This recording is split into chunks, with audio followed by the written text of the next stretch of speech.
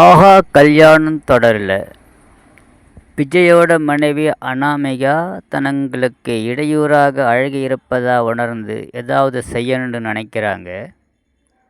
விளையாடிக்கிட்டு இருக்கிற அழகி எதிர்க்க ஒரு ரிமோட் கார் போகிற மாதிரி ரிமோட் காரை விடுறாங்க.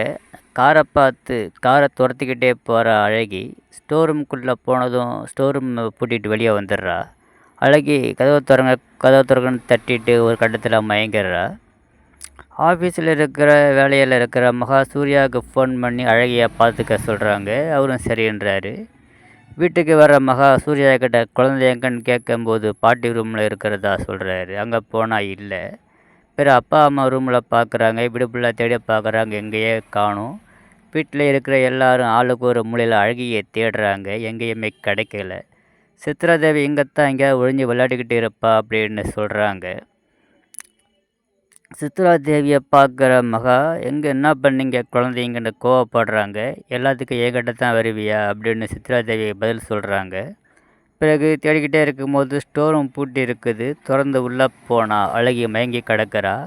கதறி போய் திக்கிட்டு வராங்க மகா. வீட்டில் உள்ள எல்லாரும் தண்ணி தெளித்து அழகி எழுப்புறாங்க. அழகி பயந்த மாதிரி இருக்கிறா. பிறகு எந்திரிக்கிற அழகிய ராஜலட்சுமி ஏம்மா எந்திரிக்கிற படுத்துக்கன்றாங்க. எந்திரிச்சு மகாவை கட்டி பிடிச்சிக்கிறா. விஜய் டாக்டருக்கு ஃபோன் பண்ணுறாரு. தொடர்ந்து பாருங்க.